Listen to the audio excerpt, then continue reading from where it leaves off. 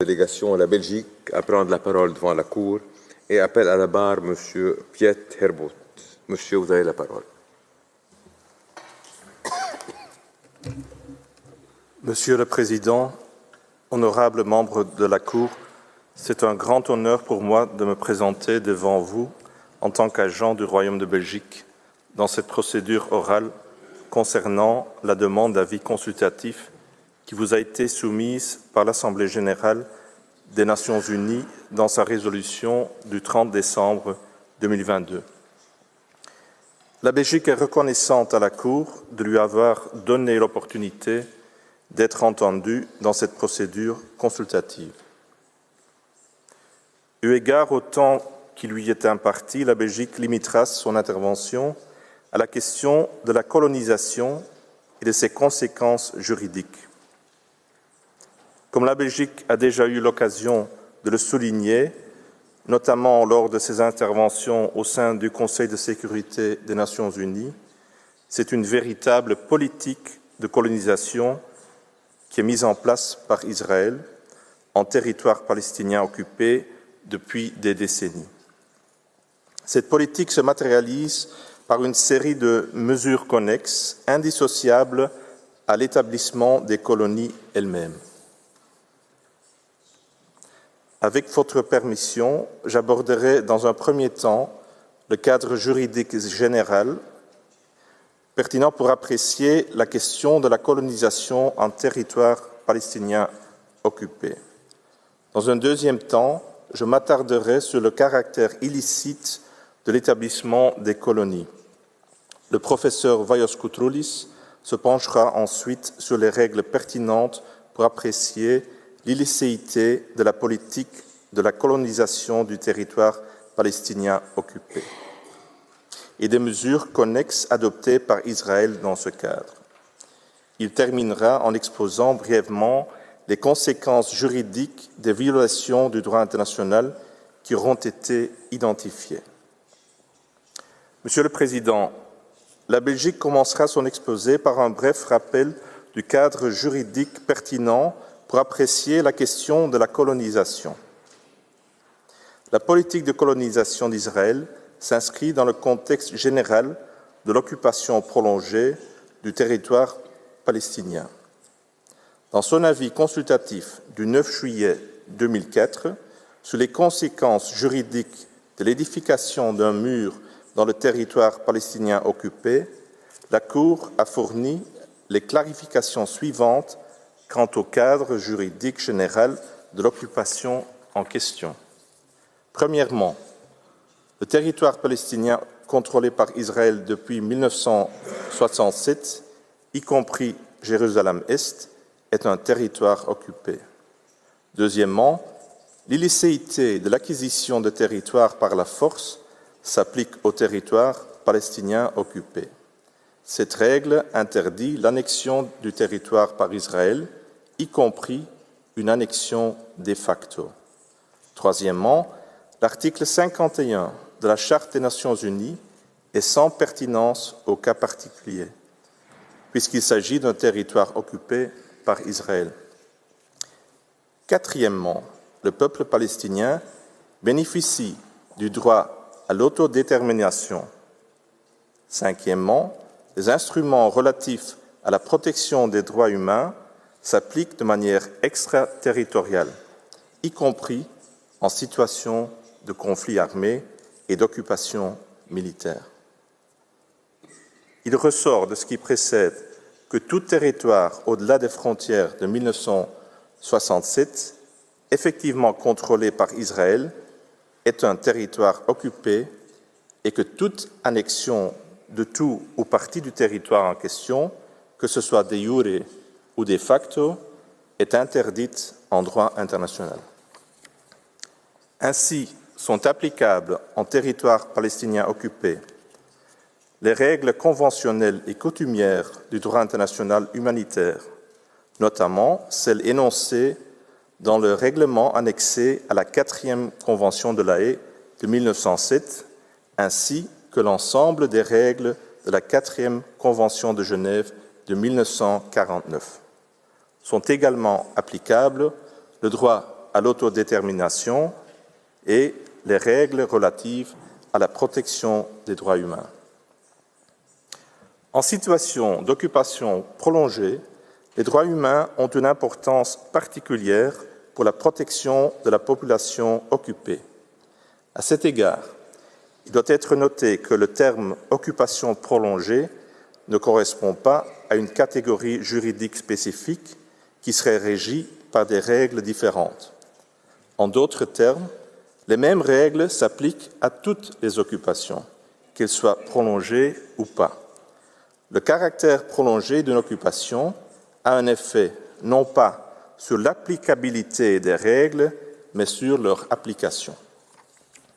Ainsi, par exemple, plus l'occupation dure, plus il deviendra difficile d'invoquer les exceptions liées à la nécessité militaire de la puissance occupante qui sont prévues dans certaines règles du droit international humanitaire, ou les dérogations liées à la nécessité prévue dans les instruments de protection des droits humains. De même, plus l'occupation dure, plus les obligations positives de la puissance occupante s'interpréteront de manière large. Ces obligations étant des obligations de comportement, les États doivent mettre en œuvre tous les moyens qui sont raisonnablement à leur disposition pour les réaliser. Dans une situation d'occupation prolongée, le contrôle établi implique que la puissance occupante a plus de moyens à sa disposition pour réaliser les obligations positives issues du droit international humanitaire et des droits humains. Après cette brève présentation du cadre juridique général, je m'attacherai maintenant au caractère illicite de l'établissement des colonies en territoire palestinien occupé. L'article 49, alinéa 6 de la 4e Convention de Genève de 1949 prévoit que, je cite, « La puissance occupante ne pourra procéder à la déportation ou au transfert d'une partie de sa propre population civile dans le territoire occupé par elle. » Fin de citation. Dans son avis consultatif de 2004, votre Cour a conclu que, je cite, « Israël a mené une politique et développé des pratiques consistant à établir des colonies de peuplement dans le territoire palestinien occupé, contrairement aux prescriptions du 6e alinéa de l'article 49. » Fin de citation. Conformément à cette conclusion de la Cour, la Belgique a affirmé le caractère illicite de l'établissement des colonies en territoire palestinien occupé au regard de la 4e Convention de Genève. En outre, la Belgique considère que l'établissement des colonies est contraire aux résolutions pertinentes du Conseil de sécurité, dont je ne citerai, faute de temps, que la résolution 2334 adoptée le 23 décembre 2016. Conformément aux critères énoncés par votre Cour dans l'avis consultatif sur la Namibie, cette résolution constitue une décision énonçant des obligations à destination des États membres des Nations unies.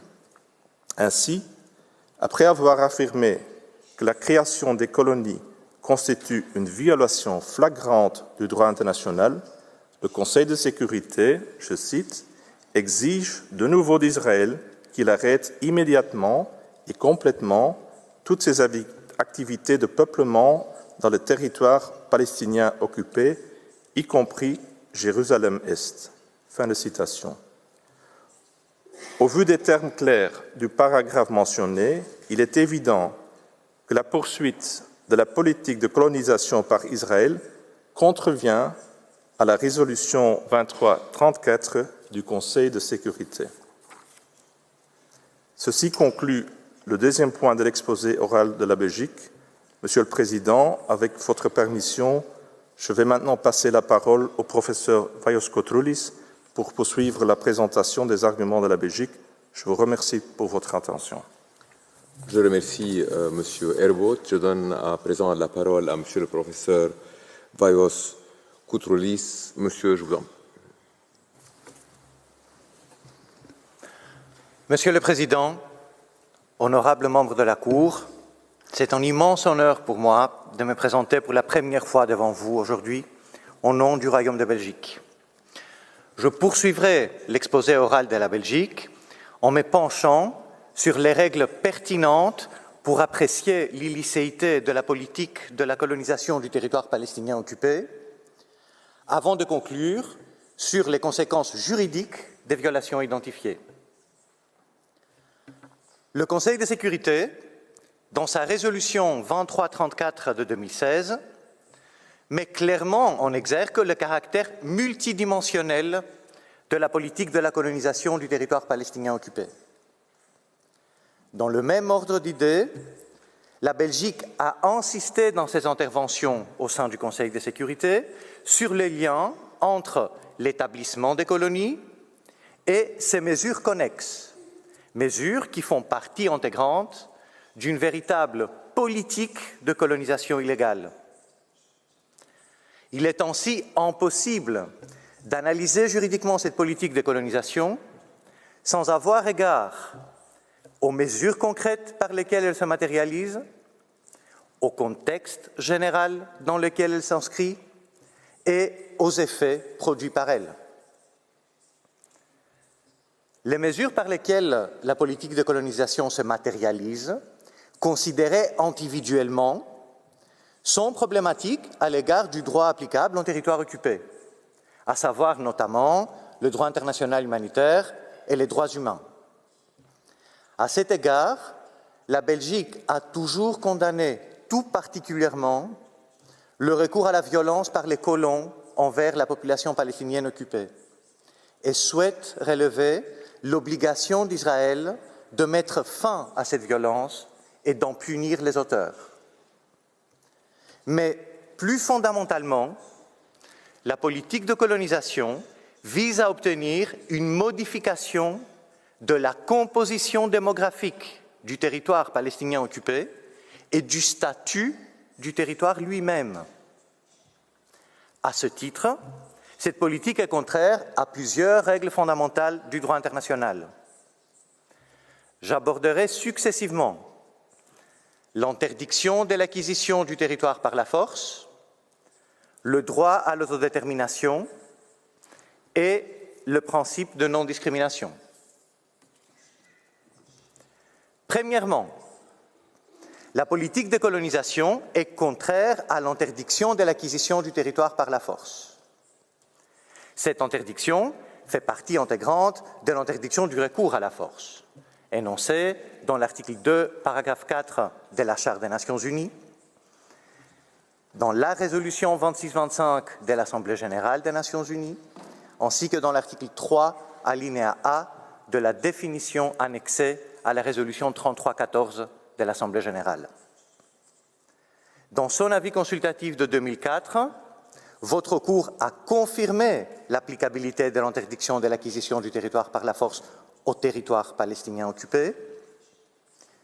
Cette interdiction comprend l'annexion tant de jure que de facto. Les mesures adoptées par Israël dans le cadre de sa politique de colonisation visent à la création sur le terrain d'effets irréversibles et la consolidation de son contrôle sur le territoire concerné à travers l'établissement des colonies. Elle crée ainsi une situation de fait accompli qui s'apparente à une annexion de facto, telle que votre Cour l'a définie dans son avis consultatif de 2004. Deuxièmement, la politique de colonisation est contraire au droit à l'autodétermination du peuple palestinien. Ce droit est consacré dans la Charte des Nations Unies et réaffirmé dans la résolution 2625 de l'Assemblée générale, ainsi que dans l'article 1er du Pacte international relatif aux droits civils et politiques et du Pacte international relatif aux droits économiques, sociaux et culturels de 1966, pacte auquel Israël est partie. La résolution 2625 précise que le fait de soumettre des peuples à la subjugation, à la domination ou à l'exploitation étrangère constitue une violation du droit à l'autodétermination et que les États ont le devoir de s'abstenir de recourir à toute mesure de coercition qui priverait les peuples de leur droit à l'autodétermination. Dans son avis consultatif de 2004, votre Cour a conclu à la violation du droit à l'autodétermination. Pour ce faire, elle a porté une attention particulière aux mesures entraînant le départ des populations palestiniennes de certaines zones et la modification de la composition démographique du territoire palestinien occupé. De même, dans son rapport publié le 14 septembre 2022, la Commission internationale indépendante créée par le Conseil des droits de l'homme est chargée d'enquêter dans les territoires palestiniens occupés, y compris Jérusalem-Est et en Israël, souligne que, je cite, « le choix de l'emplacement de certaines nouvelles colonies réduit encore la probabilité de la fin de l'occupation et viole le droit des Palestiniens à l'autodétermination. » Fin de citation. Il ressort de ce qui précède que l'adoption de mesures coercitives liées à la politique de colonisation visant à la modification du statut et de la composition démographique du territoire palestinien occupé est contraire au droit à l'autodétermination. Troisièmement, la politique de colonisation suscite de sérieuses inquiétudes au regard du principe de non-discrimination. En effet, l'établissement des colonies est intrinsèquement lié à la mise en place de deux systèmes institutionnels et juridiques distincts, l'un pour les habitants des colonies et l'autre pour la population palestinienne du territoire occupé. La Commission internationale indépendante chargée d'enquêter dans le territoire palestinien occupé, y compris Jérusalem-Est et en Israël, ainsi que le Comité pour l'élimination de la discrimination raciale ont souligné justement le caractère problématique des mesures concernées par rapport au principe de non-discrimination. Ainsi, et pour conclure avec cette partie de l'exposé oral du Royaume de Belgique, la politique de colonisation est problématique à l'égard de l'interdiction de l'acquisition du territoire par la force, du droit à l'autodétermination et du principe de non-discrimination. J'en viens à présent au quatrième et dernier point de l'exposé oral de la Belgique, les conséquences juridiques des violations identifiées. Je commencerai par les conséquences juridiques pour Israël, avant de m'attarder sur les conséquences juridiques pour les États tiers et les organisations internationales. À titre liminaire, la Belgique souhaite souligner le fait que plusieurs règles mentionnées ci-avant sont des normes impératives du droit international général.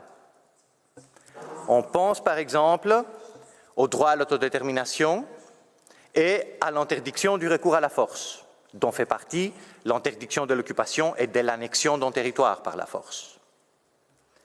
De ce fait, aucune circonstance excluant l'illicéité ne peut être invoquée pour justifier leur violation. Pour Israël, les violations identifiées entraînent les conséquences prévues par les règles coutumières de la responsabilité internationale, codifiées dans les articles sur la responsabilité internationale des États pour faits internationalement illicites, adoptés par la Commission du droit international en 2001. Il s'agit de l'obligation de mettre fin à une violation continue, l'obligation de réparation, ainsi que l'obligation d'offrir des assurances et des garanties de non-répétition. Concrètement, concernant la politique de colonisation, eu égard au caractère continu de la violation, la Belgique se permet de mettre en avant tout particulièrement l'obligation d'Israël de mettre fin à toute activité de colonisation. Comme il a été affirmé dans le cadre de l'avis consultatif de 2004, l'obligation des réparations doit tout d'abord prendre la forme d'une restitution, à savoir, entre autres, le démantèlement des colonies de peuplement, l'annulation des actes juridiques liés à la politique de colonisation et la restitution des biens réquisitionnés ou expropriés dans la mise en place de cette politique. Celle-ci est également l'option privilégiée par la résolution 2334 de 2016 du Conseil de sécurité. Concernant les États tiers, leurs obligations sont fondées sur plusieurs règles du droit international, à savoir les règles relatives à la responsabilité internationale des États, l'obligation de faire respecter le droit international humanitaire, ainsi que le droit à l'autodétermination. Dans un premier temps, pour ce qui est des violations graves des normes impératives du droit international, les États ne doivent pas reconnaître comme licite une situation créée par une violation grave d'une norme impérative, ne doivent pas prêter aide ou assistance au maintien de la situation illicite créée par la violation grave de la norme impérative et doivent coopérer pour mettre fin à la violation.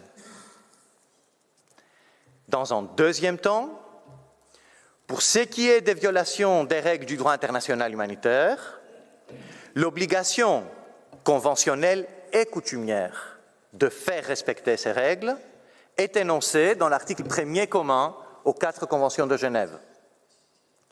Cette obligation s'adresse aussi aux États tiers et comprend des obligations tant négatives que positives. L'obligation de ne pas encourager, ne pas aider ou ne pas assister à la commission d'une violation constitue un exemple d'obligation négative. L'obligation d'adopter des mesures pour inciter les parties belligérantes à cesser les violations du droit international humanitaire est un exemple d'obligation positive.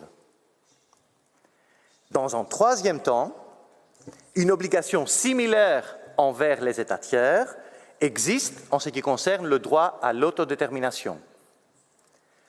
En effet, la résolution 2625 prévoit que, je cite, « Tout État a le devoir de favoriser, conjointement avec d'autres États ou séparément, la réalisation du principe de l'égalité des droits des peuples et de leur droit à disposer d'eux-mêmes. » Fin de citation. La résolution 2334 de 2016 fournit un exemple concret des mises en œuvre de toutes ces obligations.